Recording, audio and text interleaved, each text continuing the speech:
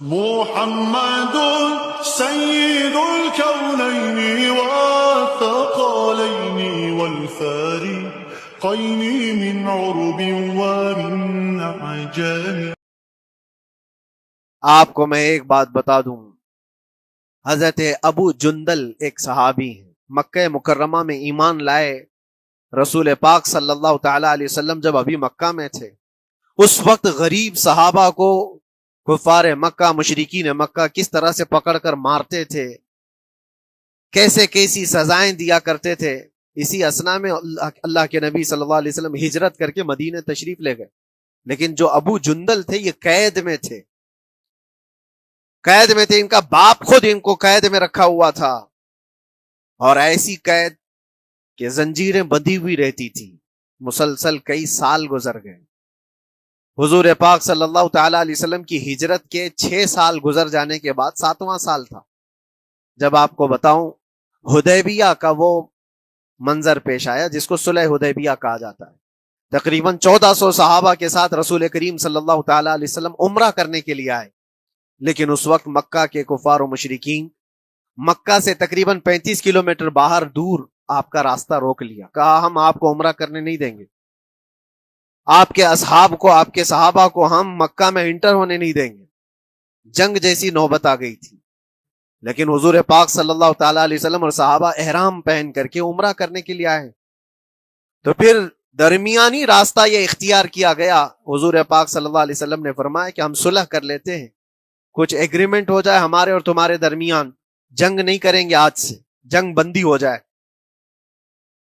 تو کفار مکہ اس بات پر راضی ہوئے، اور اس کے بعد صلح، جس کو کہتے ہیں صلح حدیبیہ، یہ بہت مشہور ہے.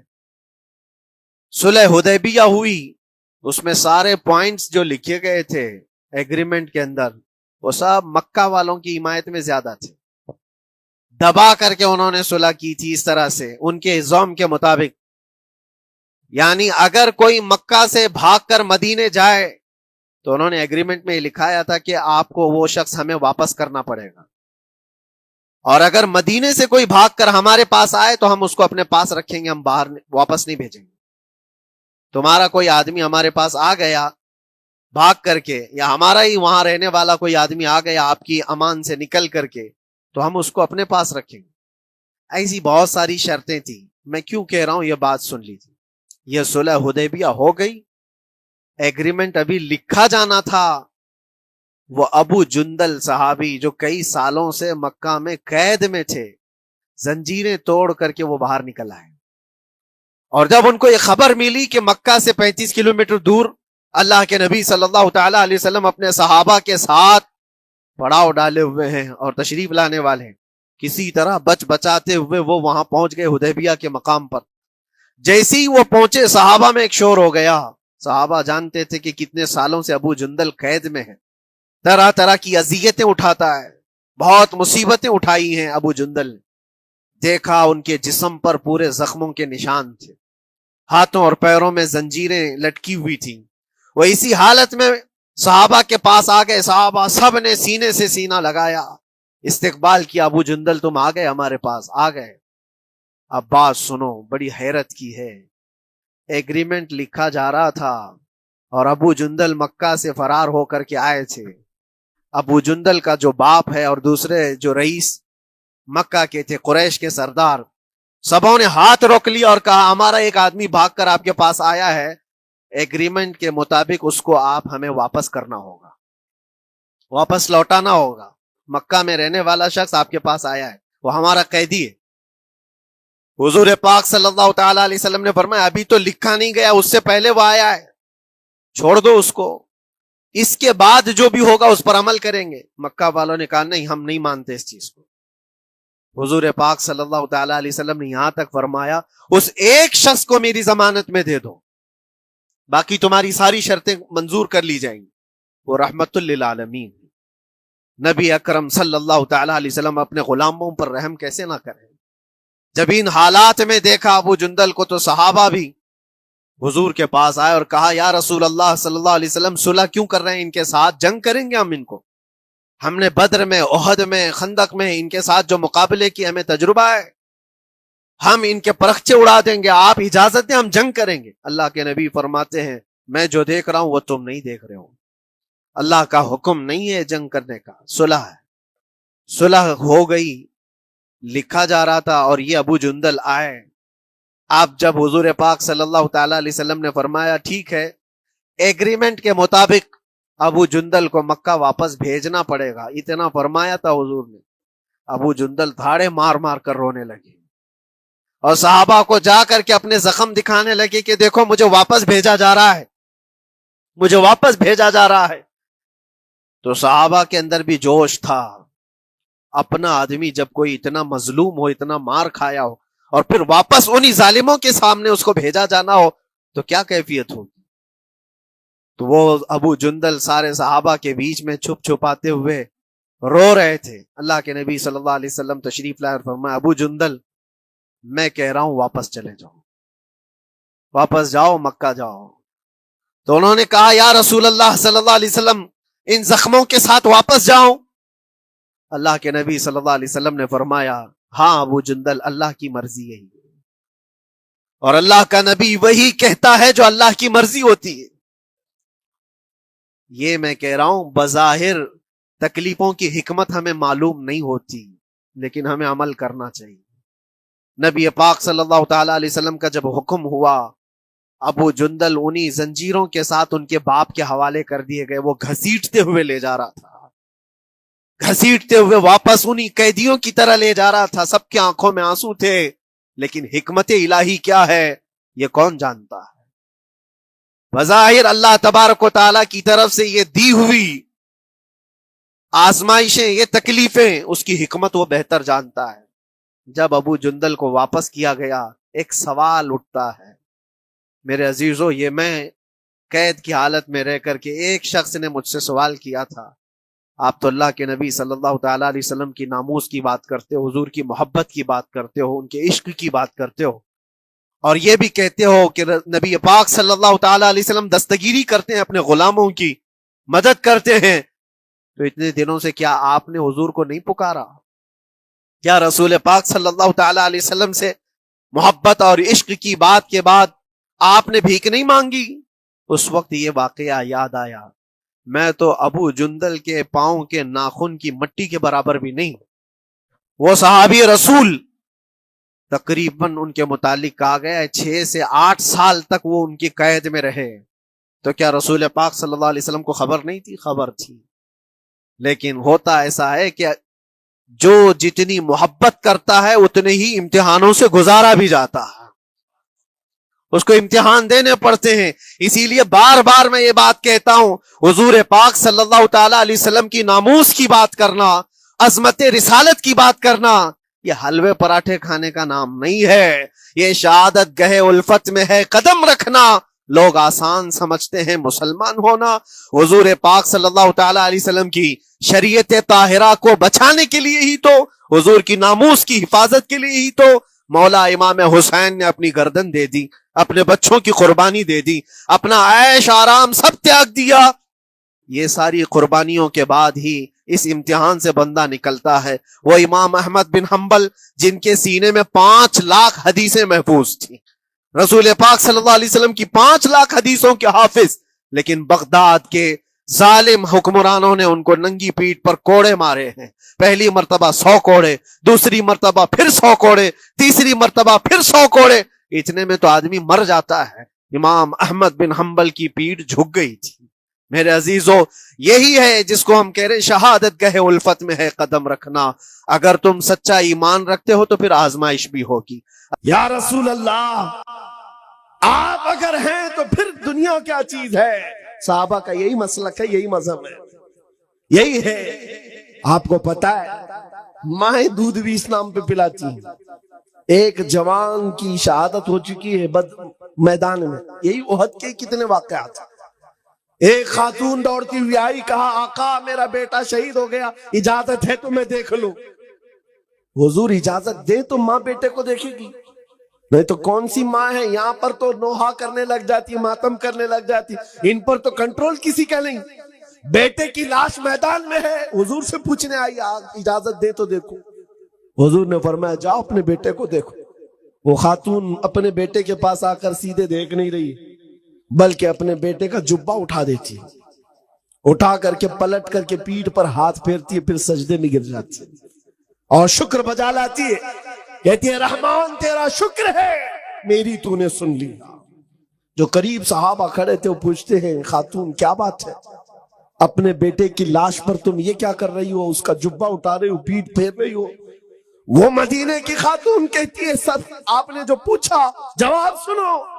جب سارے جوان جا رہے تھے حضور کے ساتھ، میرا بیٹا جیسے ہی میرے گھر کی چوکھٹ سے نکل رہا تھا میں نے پکڑ کر کہا تھا بیٹا یاد رکھنا اگر حضور پر کبھی سخت معاملات آ گئے، دشمنوں کی طرف سے حالات خراب ہو گئے، پیٹ پھیر کر بھاگنا مت، حضور کو چھوڑ کر جانا مت، اور اگر پیٹ پھیر کر بھاگتے ہوئے مارا گیا تو میں اپنا دودھ معاف نہیں کروں گی۔ اگر حضور کو چھوڑ کر جاتے ہوئے مارا گیا، مر بھی گیا تو میں دودھ معاف نہیں کروں گی۔ پھر مجھے خبر ملی کہ احد میں حالات خراب ہو گئے، دشمنوں کی طرف سے حالات بگڑ گئے اور وہ غالب آ گئے۔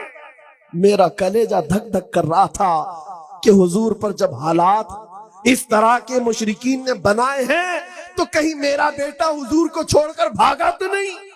میں دوڑتی ہوئی میدان میں آئی، لوگوں نے کہا نہیں تیرا بیٹا شہید ہو گیا، تب بھی اطمینان نہیں ہو رہا تھا، بھاگتے ہوئے تو نہیں مارا گیا ہے۔ میں نے آ کر پلٹ کر کے اس کی پیٹھ کو صرف اس لیے دیکھا کہ پیچھے سے تیر لگ کر کے مرا ہے تو بھاگتے ہوئے مرا ہوگا، لیکن اللہ کا شکر ہے میرے بیٹے کی پیٹھ پر ایک بھی تیر نہیں، سارے تیر سینے پر کھا کر مرا۔ ماں کا فخر بھی یہی ہے، زندگی یہ نہیں کسی کی اور زندگی ہے نبی کی، نہ سمجھ مرتے ہیں زندگی کے لیے، جینا مرنا ہے سب کچھ۔ عزیزان گرامی وقار، رات زیادہ ہو گئی، میں جس بات کو لے کر کے عرض کر رہا ہوں کاش تمہیں یہ احساس ہو جائے وہ دولت جس دن تمہارے اندر شباب کے ساتھ آ جائے، لوگوں کا آنکھوں سے آنکھیں ملانا دور، تمہارے سامنے چہرہ اٹھانا بھی مشکل ہو جائے۔ یہ اللہ تعالیٰ نے رعب رکھا ہے عشق رسول کی دولت میں۔ دور بیٹھ کر بھونکنے والے کتے بہت بھونکیں گے، لیکن جہاں یہ دولت عشق مصطفیٰ ہو اس کے ساتھ دنیا آج بھی مقابلہ کرنے سے کتراتی ہے، ڈرتی ہے۔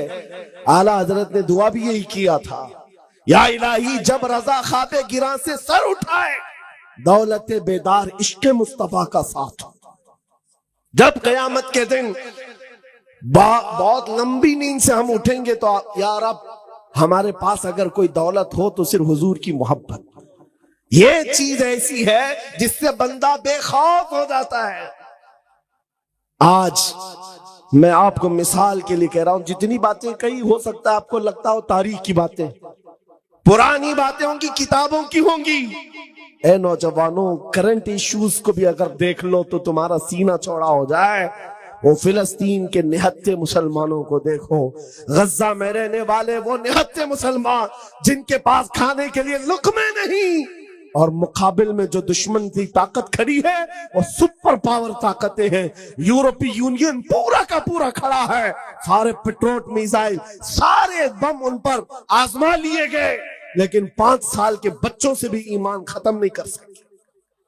کیوں؟ ڈر ہے۔ 10,000 سے زیادہ بچوں کو موت کے گھاٹ اتارا، 20,000 کے قریب شہید ہو گئے، لیکن دنیا اب بھی یہ کہہ نہیں سکتی کہ ہم فتح یاب ہو۔ اسرائیل کے کتوں کو قیامت آ جائے گی یہ کہنے کے لیے کہ ہم فتح پا لی، ہاں اس لیے کہ وہ بچوں کے اندر اتنی سختیاں ہیں، ناکوں تلے چنے چھبوا دیتے، ان کی بڑی بڑی بختر بند گاڑیاں اس میں بھی یہ ڈر کے مارے سہمے ہوئے ہوتے۔ کس بات سے ڈرتے اسرائیلی کتے؟ یہ ساری فوج کس بات سے ڈرتی ہے تمہیں پتا ہے؟ ان نہتوں کے پاس گولی بم بارود کچھ نہیں، ارے ان کے ننھے کنکر اور پتھروں سے بھی تمہارا کلیجہ چیر جاتا۔ وجہ صرف یہ ہے جہاں یہ دولت عشق مصطفیٰ ہو پھر وہ پوری کائنات کو ہلا کر رکھتا۔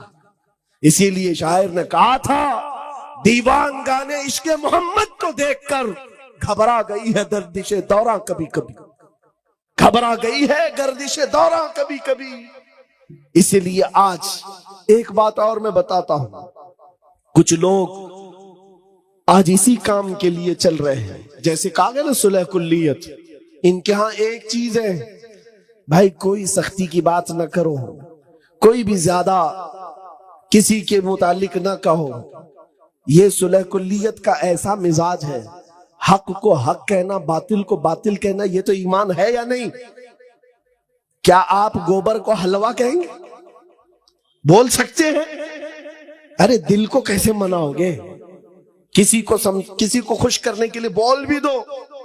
میاں گجرات میں ان کا راج ہے، گوبر کو ہم کوئے نور بول لیں، ہاں ان کو منانے کے لیے بول تو سکتے ہو، لیکن جب چکھو گے پتہ چلے گا گوبر گوبر ہی ہے، میرے بولنے سے حلوہ نہیں ہوتا۔ اسی لیے کرسیوں پر بیٹھے ہوئے لوگوں کی خوشامدی کے لیے اور وقت کی سختہ کو راضی کرنے کے لیے اپنے دین دھرم مت بدلو۔ تم دنیا میں بھیجے گئے ہو مصطفیٰ کریم کی امت بنا کر، اگر نبی راضی ہیں تو اللہ تعالیٰ راضی ہے، اور کائنات میں وقت بدلنے والا اللہ ہے، رب تبارک و تعالیٰ ہے۔ ان صلح کلیوں کا کیا ہوگا جو آج ان کے جے جے کے نعرے لگا رہے، کل ہمارا دور آئے گا تب کیا کہو گے؟ کس کے نعرے لگاؤ گے؟ شرمندہ ہو جاؤ گے۔ اسی لیے اعلیٰ حضرت نے کیا کہا تھا؟ آج لے ان کی پناہ، آج مدد مانگ ان سے، کل نہ مانیں گے قیامت میں اگر مان گیا۔ یا ایک بات اور بھی میں بتاتا ہوں، قبر میں جانے کے بعد 3 سوالات کرتے فرشتے، سب کو پتا ہے نا؟ سب کو پتا ہے وہ سوالات، سب کو معلوم ہے۔ تمہارا رب کون ہے؟ دوسرا سوال تمہارا دین کیا ہے؟ پھر سے میں پوچھتا ہوں آپ کو، لفظ پر توجہ، منکر نکیر یہ سوالات کریں گے، آپ کو بتایا گیا کہ نہیں ہے؟ تمہارا رب کون؟ جواب تو دیں گے، تمہارا رب کون؟ آگے کا لفظ میں چھوڑ رہا ہوں سوال میں، تمہارا رب کون؟ نہیں میں جواب نہیں پوچھ رہا آپ سے، سوال ہی پورا کمپلیٹ کرو سوال کو۔ سوال کیا ہے؟ اسی میں تو اہمیت ہے، پورا مسئلہ اسی کا ہے۔ تمہارا رب کون ہے یا تھا؟ فرشتے کیا پوچھیں گے؟ تمہارا رب کون؟ یہ قبر میں پوچھ رہے ہیں، ابھی کون ہے بتا؟ تمہارا رب کون ہے؟ پھر دوسرا سوال بھی کیا ہے؟ تیرا دین کیا؟ کیا یہ پوچھیں گے تیرا دین کیا تھا؟ تیرا رب کون تھا؟ نہیں، ابھی کیا ہے؟ تیرا رب کون ہے؟ تیرا دین کیا ہے؟ لیکن تیسرا سوال حضور کی طرف دکھا کر یہ نہیں پوچھتے ان کے بارے میں اب کیا کہتے ہو، نہیں، ما کنت تقول فی حق هذا الرجل، بتا ان کے بارے میں دنیا میں کیا کہتا تھا، قبر میں نہیں۔ 2 سوالوں پر تو فرشتوں نے کہا تیرا رب کون ہے، تیرا دین کیا ہے۔ حضور کے بارے میں کہتے ہیں کون ہے، نہیں کیا کہتا تھا، اس لیے کہ سامنے دیکھ کر کے ہر کوئی کہے گا آقا ہے، مولا ہے، نہیں چلے گا۔ دنیا میں کیا کہتا تھا وہ بتا، دنیا میں کیا کہتا تھا، کون سی پارٹی کا تھا، اپوزیشن میں، صلح کلیت میں کہا تھا۔ میرے عزیزوں، ہاں لا ادری کے علاوہ منافق کچھ نہیں کہہ سکے گا، ہاں سنی جھوم کر کہے گا فرشتوں ان کے بارے میں پوچھتے ہو، اب تو پائے ناز سے اے فرشتوں کیوں اٹھوں، ارے مر کے پہنچا ہوں یہاں اس دل ربا کے واسطے، مر کے پہنچا ہوں یہاں اس دل ربا کے واسطے۔ اور ہم تو حضور کے بارے میں کیا کہتے تھے، یہ فرشتے پوچھیں گے نا کیا کہتا تھا، ہم تو یہ کہتے تھے جہاں میں ان کی چلتی ہے وہ دم میں کیا سے کیا کر دے، جہاں بانی عطا کر دے، بھری جنت ہبا کر دے، نبی مختار کل ہے جس کو جو چاہے، یہ ہم کہتے تھے۔ عزیزان گرامی، اسی لیے میں آج بات کر رہا ہوں، یہاں کیا کر رہے ہو اسی کا اعتبار ہے۔ نبی پاک صلی اللہ علیہ وسلم کی ایک حدیث، حضور نے فرمایا کسی کے اچھے عمل دیکھ کر کے اس کے پیچھے نہ لگ جاؤ، صحیح حدیث ہے۔ حضور نے فرمایا یہ دیکھو کہ اس کا خاتمہ کس بات پر ہے، حضور نے فرمایا اس کا خاتمہ کس بات پر ہے، ساری زندگی کا دار و مدار اسی پر ہے۔ آج ہم آپ کو بارہا یہ سمجھا رہے ہیں کہ ان حالات کے شکار ہو کر گھر بدلنا، دین بدلنا، نام بدلنا یہ حل نہیں ہے، تمہارے لیے علاج نہیں ہے، کہیں پر نہیں بچو گے۔ بخدا خدا کا یہی ہے در، نہیں اور کوئی مفر مکر، جو وہاں سے ہو یہیں آتے ہو، جو یہاں نہیں تو وہاں نہیں۔ آخری بات سنو، حدیث پاک سے ہی میں ختم کرتا ہوں۔ دو صحابہ کی دوستی تمہارے سامنے رکھتا ہوں، دوست بھی کیسے تھے۔ سعد بن ابی وقاص، عبداللہ بن جحش، جن کو کہتے ہیں نا ہمارے ہاں بہت قریبی جگری دوست ہیں، یعنی اٹھنا بیٹھنا ساتھ میں، کھانا پینا ساتھ میں، بازار جانا ساتھ میں، ایک طرح کے کپڑے پہننا۔ سعد بن ابی وقاص، عبداللہ بن جحش، دونوں کی گہری دوستی تھی، بڑی یاری تھی۔ احد کے میدان میں جانے سے پہلے رات کو یہ دونوں صحابی بیٹھ گئے، مسلح بچھاتے، کہتے کل تو رسول اللہ کے ساتھ جانا ہے، 700 صحابہ ہیں، 3000 کافر ہیں، حضور پاک کے مدینے پر حملہ آور ہے۔ دونوں دوست کیا کہہ رہے ہیں، کیا مشورے چل رہے ہیں، سنو۔ دونوں کہتے ہیں، حضرت سعد کہتے ہیں میں دعا کروں گا تو آمین کہے، عبداللہ بن جحش کہتے ہیں ٹھیک ہے میں بھی دعا کروں گا تو بھی آمین کہے۔ دونوں مسلح بچھا کر بیٹھ گئے، دعا کیا کرتے ہیں سنو۔ سعد بن ابی وقاص ہاتھ اٹھاتے ہیں، یا رب العالمین، کل صبح جب رسول اللہ کے ساتھ ہمارا جانا ہوگا، صفوں میں ہم آگے بڑھیں گے تیرے نبی کے نام کی عزت کی حفاظت کے لیے، مولا کریم میرے سامنے دشمنوں کا جو سب سے بڑا پہلوان ہو اس سے میرا مقابلہ کرا دے۔ دعا کیا کر رہے ہیں، جو سب سے بڑا پہلوان ہو مولا اس سے میرا مقابلہ کرا۔ کیوں؟ سعد بن ابی وقاص کی دعا ہے، ادھر عبداللہ بن جحش کہہ رہے آمین آمین۔ سعد بن ابی وقاص کہتے مولا جب بڑے دشمن سے میرا مقابلہ ہو، کبھی میں اس کو سامنے سے ماروں، کبھی دائیں سے ماروں، کبھی بائیں سے ماروں، کبھی پیچھے سے ماروں، پھر اس کو گرا کر اس کے سینے پر پرچم اسلام لہراؤں، پھر کہوں لبیک یا رسول اللہ، پھر کہوں رسول اللہ کی عزت بلند ہے۔ یہ دعا ہے، دعا رات کے وقت، اور کل میدان جنگ میں جانا ہے، جان ہتھیلی پر لے کر دعا۔ ارے خواہش بھی کیسی، ارے کوئی اور جنگ میں گئے بھی نا سپاہی تو چھپ چھپ کر کے جان بچاتے ہیں کہ دشمنوں کے وار نہ آئے، اور یہ سعد بن ابی وقاص کہتے ہیں جو سب سے بڑا دشمن پہلوان ہو میرا اس سے مقابلہ ہو۔ دعا پر آمین کہا عبداللہ بن جحش نے، قریبی دوست تھے، جگری یار تھے۔ اس کے بعد جب دعا ختم ہوئی کہا عبداللہ بن جحش اب میری دعا ہو، تم آمین کہو۔ یہ دعا کے لیے ہاتھ اٹھاتے ہیں۔ جب بھی میں یہ حدیث پڑھتا ہوں آنکھوں سے آنسو آ جاتے ہیں، سچ کہتا ہوں میرے عزیز۔ عبداللہ بن جحش ہاتھ اٹھا کر کہتے یا رب العالمین، جب احد کے میدان میں تیرے نبی کے ساتھ میرا جانا ہو، میدان میں صفوں کے اندر میں آ جاؤں، اے رب کریم تیرے نبی کے نام کی عزت کی حفاظت کے لیے دشمنوں کی طرف سے تیر چلے، کبھی مجھے سامنے سے مارا جائے، کبھی دائیں سے مارا جائے، کبھی بائیں سے مارا جائے، کبھی پیچھے سے مارا جائے، کبھی میرے جسم کے ٹکڑے ٹکڑے کیے جائیں، اور ہر ٹکڑے سے میں کہوں اللہ کے رسول کی عزت بلند ہے، اسلام بلند ہے۔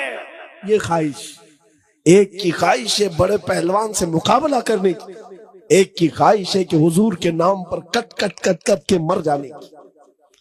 دونوں نے آمین کہا۔ اس کے بعد صبح ہوئی، صفوں میں گئے۔ جانتے ہو میرے عزیزوں، یہ صحابہ ایسے تھے، رسول کریم صلی اللہ علیہ وسلم کے چہیتے صحابہ ہیں۔ جب میدان احد میں گئے تو سعد بن ابی وقاص کے سامنے دشمنوں کا جو سب سے بڑا پہلوان تھا، جس کے بارے میں کہا جاتا تھا وہ 1000 انسانوں کی طاقت رکھتا ہے، وہ مقابل میں آیا۔ سعد بن ابی وقاص نے کہا رحمان نے میری سن لی، میری دعا قبول ہوئی۔ اس کے بعد سعد بن ابی وقاص تیر چلانے لگے، حملہ کرنے لگے۔ ارے اس تیر سے بچتا کون؟ یہ سعد بن ابی وقاص کے وہ تیر ہے، جب یہ تیر چلاتے، قسم رب ذوالجلال کی میرے عزیزوں، یہ مقام یہ مرتبہ کسی کو نہیں ملا جو سعد بن ابی وقاص کو ملا۔ میرے آقا پیچھے کھڑے ہوتے اور یوں کہتے ارمی یا سعد بی ابی انت و امی، اے سعد تیر چلا، میرے ماں باپ تجھ پر قربان۔ حضور کہہ رہے ساری دنیا یہ کہتی ہے اللہ کے رسول میرے ماں باپ آپ پر قربان، اور رسول اللہ کہتے ہیں سعد تیر چلا میرے ماں باپ تجھ پر قربان. ایک ہی صحابی ہے تنہا، ارمی یا سعد، اے سعد تیر چلا تھے، اور حقیقت میں ویسے ہی ہوا جیسے ان کی مرضی تھی. بخاری شریف کی حدیث ہے لو اقسموا علی اللہ لابرہ، اللہ کے کچھ بندے ایسے ہیں کہ اگر وہ قسم دے دیں اللہ کو، اللہ ان کی قسم پوری کرتا ہے. یہ وہی صحابہ تھے. خواہش تو ایک رات پہلے کیا تھا، رب نے ویسے ہی دشمن بھیجا. اب سعد بن ابی وقاص نے مارنا شروع کیا، کبھی دائیں سے، کبھی بائیں سے، کبھی سامنے سے، کبھی پیچھے سے. وہ تنہا پہلوان کو اتنا چکنا چور کر چکے تھے، وہ زخموں سے نڈھال ہو کر گر پڑا، اس کے سینے پر چڑھ کر کے پرچم اسلام لہرایا، پکارا پھر لبیک یا رسول اللہ. اے نوجوانوں اس وقت تو کہنا بنتا ہے لبیک یا رسول اللہ.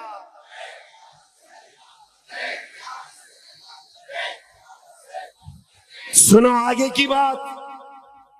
ان کی دعا تو قبول ہوئی، اور عبداللہ بن جہش کی دعا بھی قبول ہوئی. رات کو انہوں نے جو دعا کیا تھا، ہوا یہ کہ دوپہر کے وقت وہ لڑتے ہوئے کافروں کے نرغے میں آ گئے، دشمنوں کی بھیڑ میں آ گئے. دشمنوں نے عبداللہ بن جہش کو دائیں سے مارا، بائیں سے مارا، سامنے سے مارا، پیچھے سے مارا. اتنا مارا اس کے بعد گرا کر ان کے جسم کی 80 بوٹیاں کی، 80 ٹکڑے کیے تھے. یہ وہ عبداللہ بن جہش ہے جن کے جسم کے ٹکڑوں کو رسیوں میں پرو کر کافروں نے ہار بنا کر پہنا تھا، ہار بنا لیا تھا. عبداللہ بن جہش. میرے عزیزوں، اب جو بات کہنی ہے وہ خلاصہ کلام تقریر کا میرے ماحصل ہے، لب لباب ہے. جنگ کے ختم کے بعد جس کا بہت قریبی یار دنیا سے گیا اس پر کیا بیتتی ہے، جس کا جگری یار چلا گیا. سعد بن ابی وقاص نکلتے ہیں میدان میں ڈھونڈتے ہوئے میرا عبداللہ بن جہش کہاں ہے. جگری یار تھا جس کے ساتھ اٹھنا بیٹھنا میرا، روز کی ہماری گفتگو اس کے ساتھ. پتا چلا عبداللہ بن جہش شہید ہو گئے، کافروں نے ان کے جسم کے ٹکڑے کر دیے. عبداللہ بن جہش کی لاش کو دیکھنے کے لیے سعد بن ابی وقاص آتے ہیں. آ کر دیکھا تو ٹکڑے بکھرے ہوئے تھے.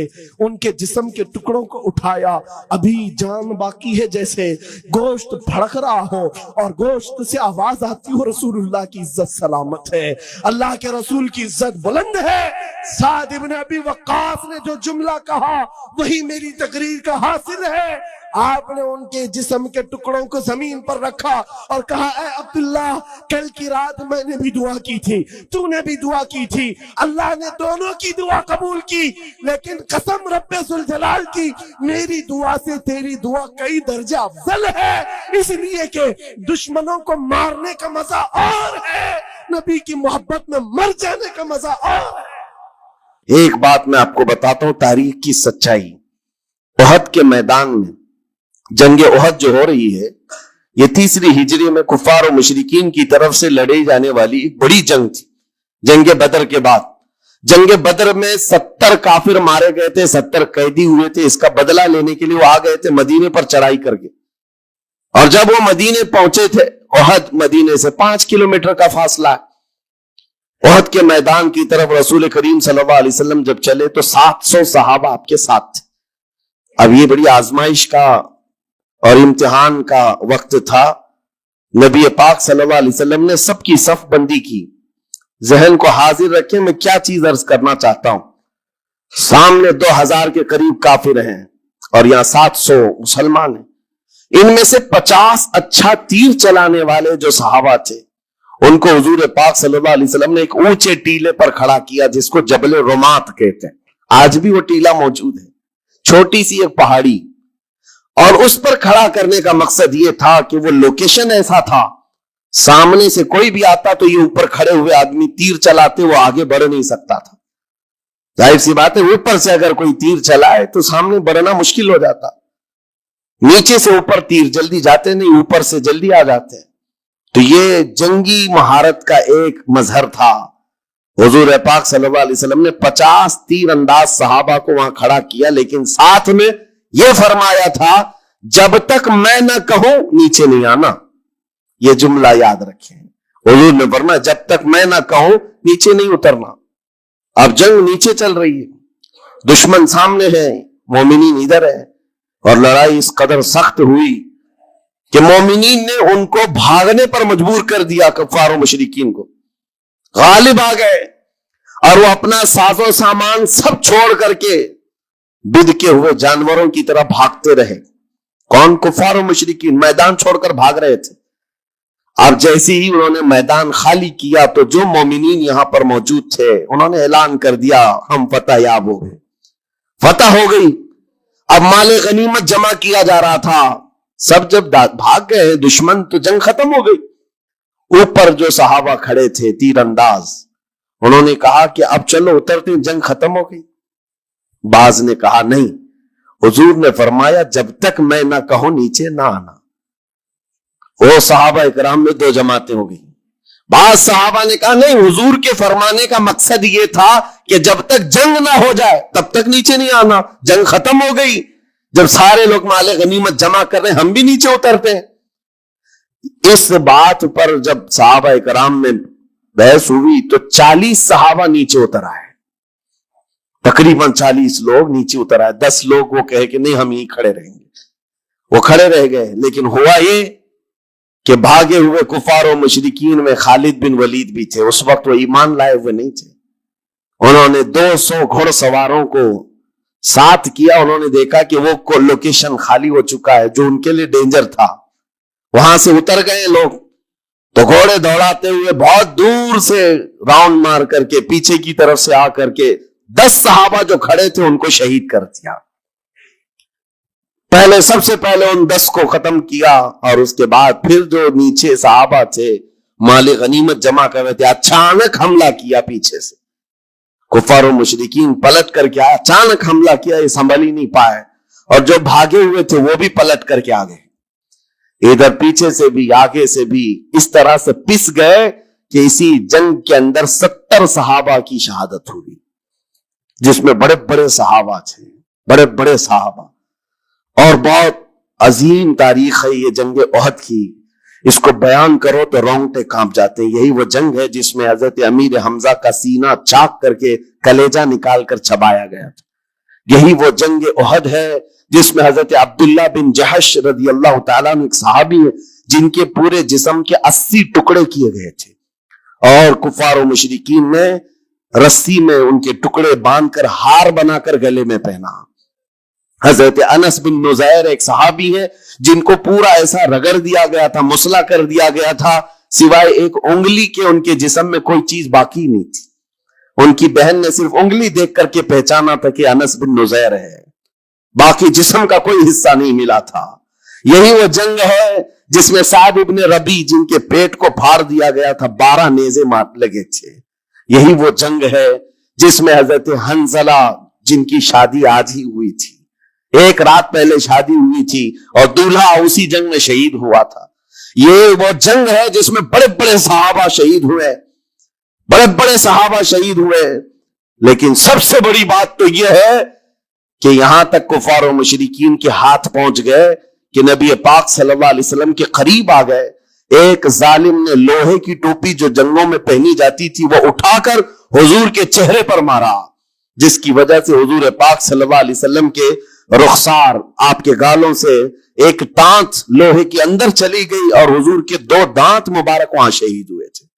اور وہ دانت ایسے اندر چلی گئی تھی کہ نکالنا مشکل تھا, لوہے کی, جس کو حضرت ابو عبیدہ بن جراح رضی اللہ تعالیٰ عنہ نے اپنے دانتوں سے پکڑ کر کے کھینچا تھا حضور کے اس رخسار پر چبھی ہوئی دانت کو, اور جس کی وجہ سے حضور کے 2 دانت مبارک اس میں شہید ہوئے. یہ وہ جنگ ہے جس میں بڑا نقصان ہوا. 70 صحابہ, وہ بھی بڑے بڑے صحابہ شہید ہو گئے. کہنا کیا چاہ رہا ہوں میں کس لیے یہ جنگ احد کا ذکر کر رہا ہوں پتا ہے آپ کو, بتاتا ہوں. اتنا بھاری جو نقصان ہوا اس کے اسباب کیا تھے. ظاہر سی بات ہے جب جنگ میں خسارہ ہو تو نقصان اور خسارے کا سبب ڈھونڈنا ضروری ہے. تو مفسرین فرماتے ہیں حضور پاک صلی اللہ تعالی علیہ وسلم کی وہ ایک بات جو حضور نے فرمایا تھا جب تک میں نہ کہوں نیچے نہ آنا، صحابہ کرام نے اس بات کو ترک کیا جس کی وجہ سے 70 صحابہ کی جانیں گئی۔ لیکن یہ بات بھی میں بتاؤں، وہ صحابہ جو نیچے اتر آئے وہ ایسے نہیں ہے کہ حضور کی نافرمانی کرنے کی نیت سے آئے تھے۔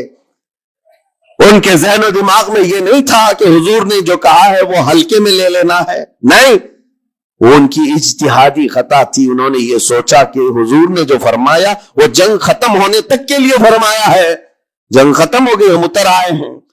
لیکن اس ایک خطا کی بنیاد پر اتنا بڑا نقصان، اسی لیے مفسرین فرماتے ہیں قرآن کی وہ آیت پڑھو، رب نے فرمایا میرے رسول کے حکم کی مخالفت کرنے سے بچو ورنہ فتنے میں مبتلا ہو جاؤ گے یا دردناک عذاب میں گرفتار ہو جاؤ۔ وہ تو صحابہ تھے، عظیم صحابہ تھے، جنہوں نے جان بوجھ کر کے کبھی رسول کی مخالفت کرنے کا سوچا ہی نہیں، پھر بھی نقصان اٹھائے۔ اور آج دنیا حضور کو جان بوجھ کر کے مخالفت کر رہی ہو، حضور کے احکام کو پیٹ پیچھے ڈال دیے ہو، تو 70 لاکھ جانے جائیں گی۔ آج تو بڑا نقصان اٹھانا ہوگا۔ اس بڑے نقصان کا ایک سب سے بڑا سبب یہ ہے رسول پاک کے احکام کی مخالفت، حضور پاک صلی اللہ تعالی علیہ وسلم کے جو شریعت طاہرہ کے احکام ہے اس کو چھوڑ کر کے جانا۔ ایک حدیث میں آپ کو سناؤں تو آپ کو اندازہ ہوگا کہ دین کیا ہے، جس پہ ہم چل رہے وہی دین ہے یا نہیں۔ ہم سب کو سوچنے کی ضرورت ہے۔ ہم ٹوپیاں لگا کر کے ہفتے میں ایک مرتبہ جھک جائیں تو اسی کو دین سمجھتے ہیں، یا صرف کپڑوں کا نام دین ہے، صرف داڑھی کا نام دین ہے، اسلام کس کا نام؟ میرے آقا صلی اللہ علیہ وسلم فرماتے ہیں لا یؤمن احدکم حتی یکون ہواہ تبعا لما جئت بہ، تم میں سے اس وقت تک کوئی مومن نہیں بن سکتا جب تک کہ اپنی خواہشات کو میری مرضی کے مطابق نہ کر دے۔ تمہاری اپنی خواہشات حضور کی مرضی کے مطابق جب تک نہیں کرو گے تب تک پورے مومن نہیں بن سکتے۔ اسی لیے تمہیں پوچھنا ہوگا کہ مجھے جینا کس طرح سے ہے، حضور نے جو فرمایا مجھے اسی طرح سے جینا ہے۔ نبی پاک صلی اللہ علیہ وسلم کی جو مرضی ہے اس کے حساب سے چلنے کا نام دین ہے۔ اقبال نے کہا تھا بمصطفیٰ برساں خیش کہ دی ہما اوست، اپنے آپ کو رسول اللہ کے قدموں تک پہنچا دے، یہی دین ہے، یہی دین ہے۔ اپنی خواہشات کو ختم کرنا ہوگا، اور جس کی بنیاد پر آج ہم بہت بڑا نقصان اٹھا رہے ہیں، بہت بڑا نقصان۔ نبی اور رحمت صلی اللہ تعالی علیہ وسلم کے احکام، ان کے اقوال کو ہلکے میں لیتے ہیں۔ آج آپ کو پتا ہے اس رسول کو اللہ تعالیٰ نے ہمارے درمیان مبعوث فرمایا جو پورے کائنات کے لیے رحمت ہے، اور وہ ایسا عظیم رسول جس کی امت میں پیدا ہونے کے لیے پچھلے نبی دعا کرتے تھے، اس قدر تمہیں قسمت سے اور بہت بڑے نصیب سے نوازا گیا، لیکن ہم نے اس کو ہلکے میں لینا شروع کیا۔ ہم اپنی مرضی سے دین کے اس پر عمل کرتے ہیں۔ آج حالات یہی ہیں، ہم کو جیسا من کرے ویسے ہم جینے کے قائل ہیں، ویسا نہیں جیتے جیسے رسول کی خواہش۔ آپ کو پتہ ہے صدیق اکبر رضی اللہ تعالیٰ عنہ کا ایمان کیا تھا؟ گھر میں موجود ہے، نماز پڑھ رہے تھے، اچانک رسول کریم صلی اللہ علیہ وسلم تشریف لائے، دروازے سے اندر حضور آئے اور حضرت ابو بکر صدیق کی نماز ہو چکی تھی، حضور جیسی آئے کھڑے ہو گئے۔ جس کے گھر نبی پاک صلی اللہ علیہ وسلم آئے اور وہ بھی صدیق اکبر کے گھر، تو خوشیوں سے آپ حضور کے آگے پیچھے ہو رہے تھے۔ نبی پاک صلی اللہ علیہ وسلم سیدھے حجرے میں اندر گئے، وہاں ایک بکسا رکھا ہوا تھا، چھوٹا سا ایک باکس رکھا ہوا تھا، اس کو کھولا تو اس میں کچھ مال تھا، کچھ رقم تھی۔ نبی پاک صلی اللہ علیہ وسلم نے وہ اٹھایا اور کہا ابو بکر یہ میں فلاں کام کے استعمال کے لیے لے جا رہا ہوں، یہ نہیں کہ اجازت ہے، لے جا رہا ہوں۔ صدیق اکبر کی آنکھوں میں آنسو آئے، کہا یا رسول اللہ رب کا شکر ہے، ابھی میں نے یہی دعا کیا تھا کہ مولا مجھے اتنی قسمت سے نواز دے کہ تیرا رسول میرا مال اپنا سمجھنے لگ جائے، میرا اپنا کچھ نہیں ہے۔ صدیق اکبر کہتے ہیں میری دعا قبول ہو گئی، آپ تشریف لائے، میں مال تو دینا چاہتا تھا، سب کچھ وقف کرنا چاہتا ہوں دین کے لیے، لیکن خواہش یہ ہے کہ سنا یہ گیا ہے کہ دینے والے کا ہاتھ اوپر ہوتا ہے، لینے والے کا ہاتھ نیچے ہوتا ہے۔ ابو بکر صدیق کہتے ہیں میں یہ بھی نہیں چاہتا کہ میرے نبی کا ہاتھ نیچے آئے، میرے مال کو رسول اپنا مال سمجھ کر خیرات کریں۔ ان کی اپنی خواہشات نہیں تھی، انہوں نے دین کو، اپنے مال کو یہ نہیں بنایا تھا کہ میں جیسا چاہوں گا ویسا دین چلے گا، نہیں، میرے مصطفیٰ جیسا چاہے ویسا دین چلے۔ آج اپنے آپ کو وقف کرو حضور کی طرح، اپنی خواہشات کا قتل ضروری ہے، جب تک ہم نہیں مارتے بہت بڑے نقصانات اٹھائیں گے بعد میں۔ آج جو پوری دنیا میں ہم نقصانات دیکھ رہے ہیں، ہزاروں کا قتل، ہزاروں کو مارنا، اس سب کا ایک کارن ہے، ایک سبب جو کھلا ہوا ہے کہ قوم مسلم اپنے نبی کے طریقے پر چلنا نہیں چاہتی، تو پھر کس رحمت کے انتظار میں؟ وہ صحابہ جو دعا کرتے تھے، پتہ ہے آپ کو، حضور کے ساتھ جاتے تھے۔ آج یہاں بیٹھ کر کے ہم دعا کرتے ہیں فلسطین پر رحم فرما، غزہ پر رحم فرما، ہم تو میدان میں اترے ہی نہیں، ہم جنگ کے میدان کی بات نہیں کر رہا ہوں۔ کاش حضور کی سنتوں کو زندہ کرنے والا ہر جوان نکل جاتا، میری اپنی خواہشیں نہیں، میں نبی کی شریعت پر چلوں، نبی کی خواہش پر چلوں، پھر دعا کرتا کہ مولا میں تو آگے آ گیا، اب رحمت بھیجنا تیرا کام۔ وہ صحابہ تھے، چاہتے تو مدینے میں بیٹھ کر کے دعا کر لیتے، حضور کا دامن پکڑ کر کے کہ مولا جو بدر میں آ رہے کافر سب کو ہلاک کر دے۔ وہ صحابہ تھے، اس میں صدیق اکبر ہیں، فاروق اعظم ہے، عثمان غنی ہے، حیدر کرار ہیں، بڑے بڑے صحابہ ہیں۔ حضور پاک صلی اللہ علیہ وسلم مدینہ طیبہ میں موجود ہیں، یہ سب صحابہ دعا کر دیتے۔ وہاں تک چل کے کیوں گئے؟ 160 کلومیٹر دور تک چل کر کے گئے۔ پتا ہے اس میں سے ایک جنگ ہے جس کے بارے میں حضرت ابو ہریرہ فرماتے، جب ہم چل کر کے گئے تھے تو پیروں میں سب کپڑے باندھے ہوئے تھے، کپڑے پھاڑ پھاڑ کر کے پیروں میں، چپل کسی کے نہیں۔ پوچھا گیا کہ کیوں کپڑے باندھتے تھے؟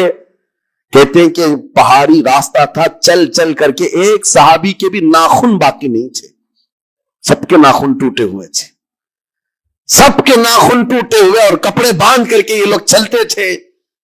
160 کلومیٹر دور، گرمیاں نہیں دیکھی، ٹھنڈیاں نہیں دیکھی، حضور کے پیچھے چل پڑے۔ اور جب بدر کے میدان میں آئے تو حضور پاک صلی اللہ تعالی علیہ وسلم نے پوچھا بھی تھا، جس کو جانا ہے وہ جا سکتا ہے، واپس جو مدینہ جانا چاہے وہ جا سکتا ہے۔ اس میں انصار صحابہ جو مدینے سے چل کر کے آئے تھے۔ اچھا ایک بات یہ بھی بتا دوں، جنگ بدر کیوں ہوئی؟ مسئلہ تو تھا کہ جو صحابہ مکہ سے ہجرت کر کے آئے تھے، کفار و مشرکین ان کا مال لوٹ چکے تھے مکہ میں، اب وہ قافلے میں جا رہا تھا مال ملک شام تجارت کے لیے۔ تب حضور نے فرمایا کہ جن کا مال لوٹا ہے کفار مکہ نے، چلو نکلو اس قافلے کا راستہ روکو، ہمارا ناحق مال لے کر کے جا کر کے وہ بیچ رہے ہوں، ہم اپنا مال کا مطالبہ کریں گے۔ تو یہاں بات سمجھ میں آتی ہے کہ جو مکہ سے ہجرت کر کے آئے تھے صحابہ، جن کا مال لوٹا گیا تھا، وہ اگر جنگ میں جاتے تو سمجھ میں آتی بات، لیکن یہ انصار صحابہ جو مدینے میں پیدا ہوئے، مدینے میں ان کا گھر ہے، وہ کیوں حضور کے ساتھ جا رہے ہیں؟ ان کا کیا تھا؟ نہیں، بس فرمان رسول ہے تو پھر دیکھنا نہیں۔ ان کے اپنے کیا ذاتی مقاصد تھے؟ نکل کر کے آئے، اور جب وہاں بدر کے میدان میں پہنچتے ہیں حضور نے فرمایا جو جانا چاہے جا سکتا ہے واپس۔ بڑی تکلیفوں کا سفر کیا تم نے۔ وہ صحابہ کیا کہتے ہیں؟ حضرت مقداد بن اسود ایک صحابی کھڑے ہوتے کہتے ہیں یا رسول اللہ، ہم بنی اسرائیل نہیں ہیں، موسیٰ علیہ السلام کی قوم نہیں ہے جنہوں نے کہا تھا اے موسیٰ آپ اور آپ کا خدا جا کر قوم جبارین سے مقابلہ کرو، ہم بیٹھ کر دیکھیں گے۔ اے رسول پاک، ہم بنی اسرائیل نہیں، امت محمدیہ ہیں۔ میرے آقا آپ تو مدینے سے بدر تک ہمیں لے آئے، مدینے سے یمن تک بھی لے جاتے تو ہم میں سے کوئی پیچھے مڑ کر نہیں دیکھتا۔ یہ دین، یہ دین ہے۔ مٹا دو اپنی ہستی کو اگر کچھ مرتبہ چاہو، حضور پاک کے قدموں میں آ جاؤ اور اپنی خواہشات نہ ہو۔ جنگ خندق کے بعد جو معاملات ہوئے تھے، جنگ خندق سنا ہوگا آپ نے، تفصیل سے میں کبھی سناؤں گا۔ 1 مہینہ تو خندق کھودنے میں لگ گئی تھی مدینے کے باہر، جس میں خود رسول پاک اپنے ہاتھ میں کدال لے کر کھودتے رہے، اور یہی وہ جنگ ہے خندق جس میں حضور نے اپنے پیٹ پر پتھر باندھے تھے. بھوک کی شدت ایسی تھی صحابہ کو. مہینہ بھر خندق کھودتے رہے. وہ خندق کیوں کھودی گئی تھی کہ جب دشمن آئیں گے تو وہ تیز دوڑنے والا گھوڑا بھی یہ خندق عبور کر کے مدینے کی طرف نہ آئے, جنگ ادھر کی ادھر ہی رہے. اس لیے خندق کھودی گئی تھی. خندق کھودی, پھر آئے دشمن پورے پڑاؤ کیے 12,000 کی تعداد میں. اور جنگ ایسی نہیں ہے کہ ایک دن 2 دن, بلکہ وہ جنگ بھی مہینے بھر تک تھی. وہ لوگ پڑاؤ ڈال کر رکھے تھے. اور ادھر صحابہ مدینے سے باہر ہیں, ان کے بچے ہیں, بیویاں ہیں, گھروں میں ہیں. ان کو سامان کون دیتا, ان کے گھر کون چلاتا؟ اور پلس یہ ہے کہ کھانے پینے کی کوئی چیز نہیں. ان کے پاس جنگ خندق کے موقع پر ایسا تھا, ایک کھجور 10 صحابہ کھایا کرتے, ایک کھجور. اور دن بھر اسی طرح رسول پاک صلی اللہ علیہ وسلم کے ساتھ کھڑے تھے, یہاں تک کہ دشمنوں کی فوج میں گوشت بھونا جا رہا ہے, روٹیاں پکائی جا رہی ہیں, سالن کی خوشبوئیں آ رہی ہیں. لیکن مجال ہے, ایک روایت مجھے بتا دو کہ رسول پاک کے صحابہ نے کبھی ان کے کھانے کو دیکھ کر کے یہ سوچا ہو ادھر کی پارٹی میں جائیں گے کچھ کھانا مل جائے گا, روٹی بوٹی مل جائے گی؟ بلکہ یہاں تک کہ نبی پاک صلی اللہ علیہ وسلم نے فرمایا کہ بھوک نے تمہیں پریشان کر دیا ہوگا اور ادھر سے کھانے پینے کی خوشبوئیں آتی ہیں. صحابہ نے کہا یا رسول اللہ, جب کبھی اس طرح بھوک پریشان کرتی ہم آپ کے چہرے کو دیکھ لیتے ہیں. وہ اپنی تمام تکالیف کو بھول جاتے تھے, صرف نبی ہمارے ساتھ ہے, رسول پاک ہمارے ساتھ ہے. اس جنگ کے بارے میں عرض کرتا ہوں میرے عزیزوں, بڑا امتحان تھا یہ, بڑا امتحان. میں کیوں کہہ رہا ہوں یہ باتیں؟ اس لیے کہ مدد اللہ کی ان کے ساتھ اس لیے آتی تھی کہ وہ حضور کے ساتھ چلتے تھے, حضور کے ساتھ آگے بڑھتے تھے, تب اللہ کی مدد آتی. تم یہاں بیٹھ کر کے دعائیں کرتے ہو, سنت پر عمل کرنا نہیں ہے, دین پہ عمل کرنا نہیں ہے, نہ حضور پاک کی شریعت کا خیال کرنا ہے, گھر میں بیٹھ کر کے گڑ گڑانے سے کیا ہوگا؟ وہ صحابہ کیا کیفیت تھی. خندق کی جنگ ختم ہو گئی, مہینے بھر 2 مہینے بھر کے بعد صحابہ مدینے کی طرف لوٹ رہے ہیں, زخمی حالت میں ہیں, سب زخمی تھے. کسی کے تیر لگا, حضرت سعد بن معاذ, حضرت سعد رضی اللہ تعالیٰ ایک صحابی انصار میں سے, ان کے رگ کٹ گئی تھی تو خون رکتا ہی نہیں تھا, یہاں تک کہ حضور صلی اللہ علیہ وسلم نے ان کے ہاتھ کو پکڑا تو حضور کا پورا جسم خون سے بھر گیا. حضرت سعد اس طرح کے زخمی صحابہ تھے. جب چل کر مدینے کی طرف آ رہے تھے, بیچ راستے میں, مدینے نہیں پہنچے, جبرائیل امین علیہ السلام آئے. عرض کیا یا رسول اللہ, رب تبارک و تعالیٰ کی منشا یہ ہے یہیں سے آپ قبیلہ بنو نذیر کے مقابلے میں جنگ کے لیے نکل جائیں. اتنے بڑے جنگ کے بعد آ رہے صحابہ, مدینہ قریب ہے, اور بیچ میں جبرائیل امین آئے, رسول رحمت صلی اللہ علیہ وسلم. وہ یقیناً رفیق ہیں, شفیق ہیں, جن کے بارے میں قرآن کہتا ہے عزیز علیہ ما عنتم حریص علیکم بالمؤمنین رؤوف الرحیم. تمہارا تکلیف میں پڑنا اس رسول کو دیکھا نہیں جاتا, وہ نہایت ہی رحم دل ہے. صحابہ کی طرف دیکھتے ہیں, کہتے ہیں اتنے تھکے ہوئے, ان سے ایک بار پوچھ تو لوں. ظاہر سی بات ہے مہینوں کے بعد کوئی آتا ہے, ہم بھی سفر سے آتے ہیں, آپ ڈائریکٹ بلائیں تو ہم کہیں گے ارے نہا دھو کے تو آؤں, بچوں سے بات تو کر کے آؤں, کپڑے بدل کے تو آؤں. صحابہ کرام یہ کہتے کہ زخموں کی مرہم پٹی کر کے آئیں, بیویوں سے مل کر کے آئیں, بچوں کو کوئی بات کر کے آئیں. حضور صلی اللہ علیہ وسلم نے صحابہ کو بیچ راستے میں رکایا اور پوچھا, اے میرے عزیز صحابہ, جبرائیل امین آئے تھے, کہا کہ یہیں سے بنو نذیر کے مقابل میں جانا ہے, تمہارا مشورہ کیا ہے؟ صحابہ کہتے ہیں یا رسول اللہ, دیر کس بات کی, چلے ابھی چلتے ہیں. دیر کس بات کی, ابھی چلتے ہیں.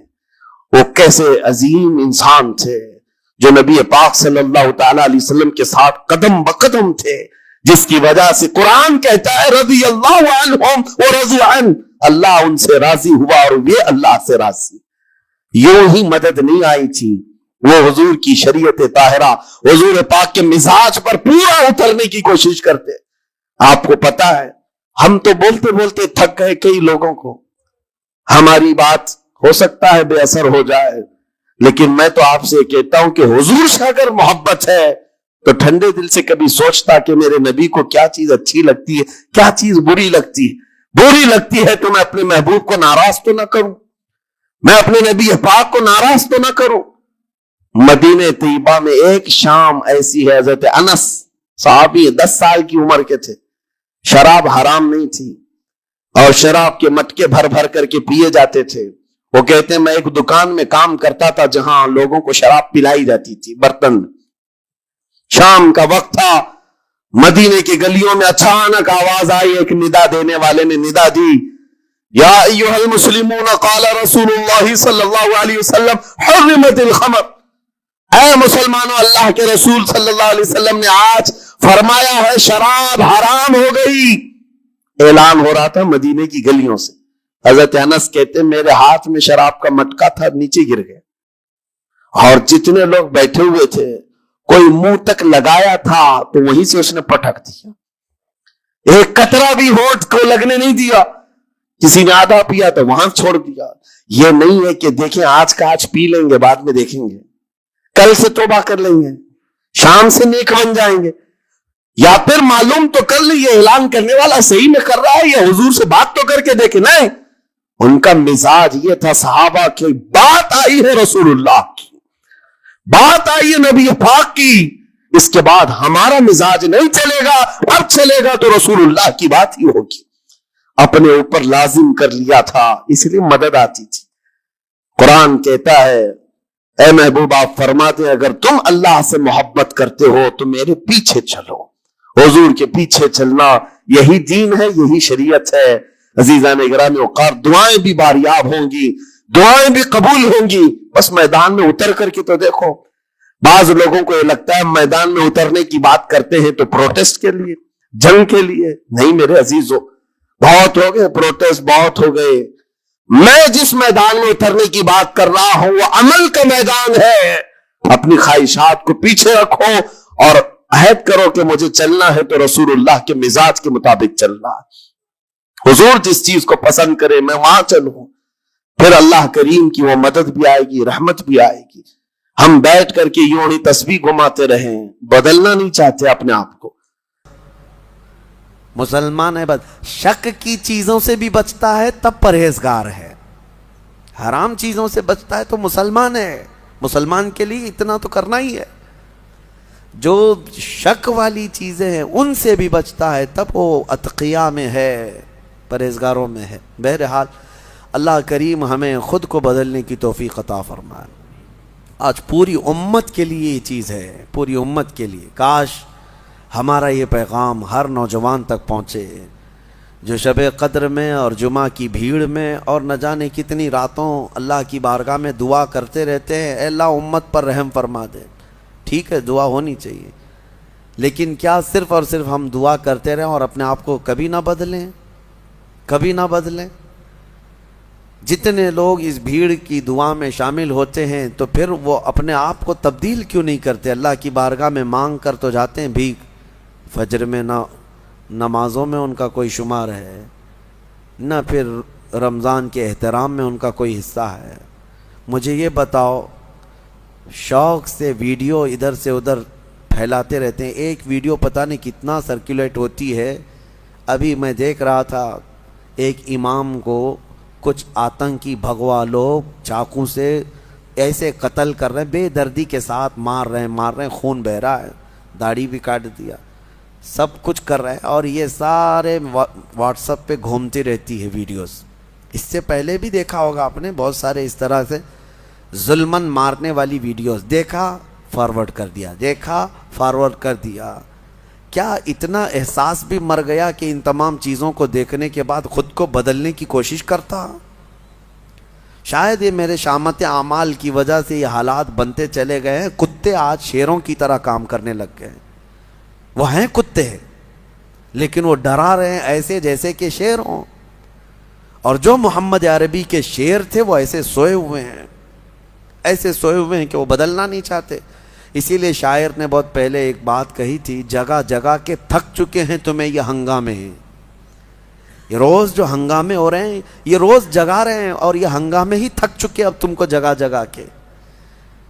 نشاط لذت خواب کی راہ بدل ڈالو، غلط روی سے منازل کا بہت بڑھتا ہے، مسافروں روش کارواں بدل ڈالو۔ تم اگر ٹیڑھا چلتے رہو گے تو منزل لمبی ہو جائے گی، تو چلنے کا طریقہ بدل ڈالو، جو سیدھا راستہ ہے اس پر آ جاؤ۔ کیا اس بات پہ حیرت نہیں ہوتی ہماری بچیوں کی عزت لوٹ لی جاتی، ہماری خانقاہیں برباد ہوئیں، مسجدوں کو توڑ کر کے مسمار کر دیا گیا، لوگ خوشی سے وائرل کر رہے ہیں۔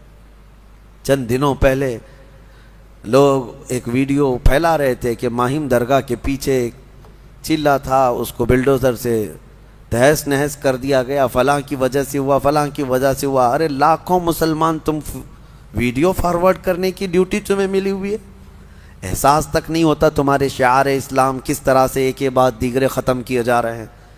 کسی مینار کو گرا کر کے کچھ بھگوے اس پر آتنکی جھنڈے لگائے ہیں، اور کسی بھی طرح سے تمہارا استحصال ہو رہا ہو، بچے مارے جا رہے ہیں۔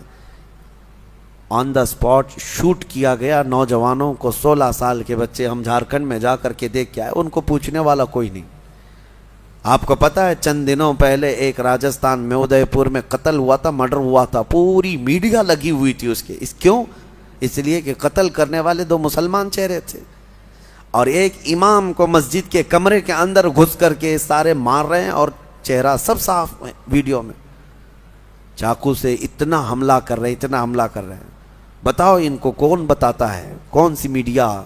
اس کی وجہ یہی ہے کہ انہیں پتا ہے کہ یہ مسلمان ابھی کچھ نہیں کرنے والے۔ ابھی میں دیکھ رہا تھا ہمارے صوبہ کرناٹک میں الیکشن ہونے جا رہے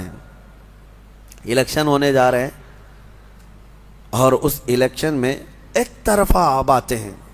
میں یہ باتیں کیوں کہہ رہا ہوں آپ کو بتاتا ہوں کہ احساس کہاں چلا گیا ہمارا کہ ہم ہر چیز اب سہنے لگ گئے اور بدلنا ہی نہیں چاہتے۔ مسلمانوں کا ایک ریزرویشن تھا 4% غالباً، وہاں پہ 4% یا جتنا بھی تھا، اور بیٹھ کر کے پارلیمنٹ میں، صدن میں سارے لوگوں نے فیصلہ کر لیا مسلمانوں کو کا ریزرویشن کینسل، ختم۔ مسلمانوں کا ریزرویشن ختم کر کے وہ دلت طبقے کے کئی برادریوں میں اس کو تقسیم کر کے دے دیا گیا۔ میں بات بتا رہا ہوں، مجھے کسی ریزرویشن کی ضرورت نہیں، لیکن کیسے یہ درندے ننگا ناچ ناچتے ہیں اور سارے لوگ ہمارے منظر دیکھتے رہتے ہیں۔ بانٹ کر کے دوسرے طبقوں کو دے دیا گیا، دوسری برادریوں کو، لیکن ایک سماج ہے، ایک برادری ہے جس کو 2.5% بڑھا کر کے دیا ہے گورنمنٹ نے۔ پہلے سے آلریڈی ان کا ریزرویشن تھا، 2.5% اور بڑھا کر کے دیا، لیکن اس کے باوجود وہ پوری برادری کے لوگ سڑکوں پر آئے، توڑ پھوڑ کیے، بڑے بڑے نیتاؤں کے گھروں کو گھیرا کر لیے، صرف اس لیے کہ ہمیں کم بانٹا گیا ہے۔ ایک برادری والے، ایک سماج والے پورے سڑکوں پر ہیں کہ 2.5% جو ریزرویشن بڑھا کر کے دیا گیا ہے یہ کم بڑھایا گیا، ہمیں اور زیادہ بڑھا کے دینا تھا۔